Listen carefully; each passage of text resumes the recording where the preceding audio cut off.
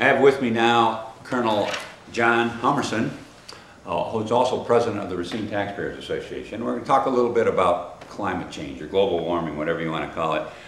You know, there's been a lot of talk about human activity and its effect on global warming. I personally don't feel it has much to do with it. I think the sun and the cosmos have a lot to do more with our climate than us running around in RVs. But it turns out that this blaming human activity on climate change goes back a long ways, right, John? And in fact, you've come up with an interesting concept with regards to yo-yos and climate change. And what is this? What is this about yo-yos? Well, about 80 years ago, 1933, there was they had a problem in Syria with a cooling and a lack of rain.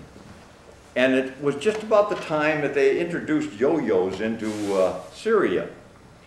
And he said, you know, when the yo-yo goes down and then it comes up, it is turning the rain off. The rain used to come down, and now it doesn't do it anymore because we have yo-yos that are doing it. So we're going to ban... So it's the yo-yos that are causing the drought. We're going to ban yo-yos, and they did. And not that... Now that has about as much to do with climate change as what we're doing right now.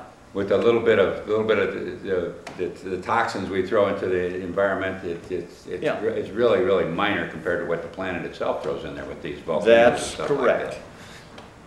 We have the climate has been changing for about 4 billion years. That's somewhat over 3.5 billion years before we got here. And we know this climate has been changing, so we didn't have too much to do with that. It's still changing.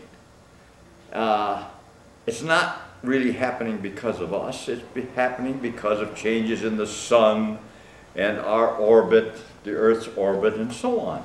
It keeps on going along.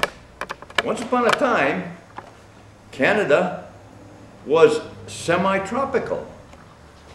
And we know that because we find dinosaur bones in Canada, and they're subtropical animals.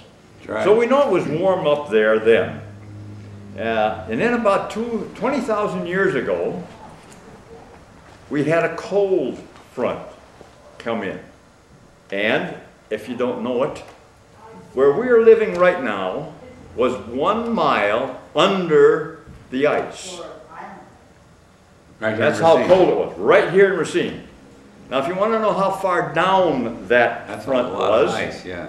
I suggest that you go down and drive up and down Interstate 88 in Illinois and look north. 1.5 miles to 2 miles north of there, there's this great ridge line all the way across. You know, when a glacier moves, it moves earth. And that ridge line is the pile of earth that was in front of the ice cap that covered all of Canada, northern states in the United States, dug the Great Lakes and so on. That's 20,000 years ago. Another factor, if it hadn't been for that, we wouldn't have had any Indians in the Western Hemisphere. These are interesting things that just come along. The Mongols came across the ice that covered all of Canada and Alaska and the gap between China. And the Mongols became the American Indians. They became the Mayan Indians. They became the Aztec Indians. They became the Incas. If it hadn't been for the ice cap, we wouldn't have any of that. Anyway, this has been going on for a long time, and all of a sudden it's our fault that we've got global warming. Well, I have a question with you about how wrong this can be. Now we have come along technologically enough to understand that yo-yos don't cause climate change. Right. We're still stuck in this idea that a little bit of CO the carbon dioxide, CO2 that's in the atmosphere causes it. I would like to point out that when you look at the content of our atmosphere, you'll find out that it's a certain percentage of nitrogen, a certain percentage of oxygen, and the rest is argon, and that's 100%. And you say, well, where's CO2 in that? And it's not in the formula, except as a trace gas. It's less than, it's an extremely small percentage. And this little teeny tiny bit of percentage that's in there is causing massive amounts of global change. Well, that just in itself is ridiculous. But then you get down to these predictions, and I believe it was about 10 years ago, wasn't it predicted that the ice cap was going to be gone by 2013? Yes. And now they're coming up and saying that there's 1 million more square miles of ice? No, there's actually, there's almost 1 million more square miles of ice on the ice caps. Yeah, from last year. And the northern Arctic ice cap has grown 60%. 60%. Yeah. You know, the polar bears were dying because there wasn't enough ice. Now there's 60% more ice, and as a matter of fact, the polar bear population is growing. There's some other things about this.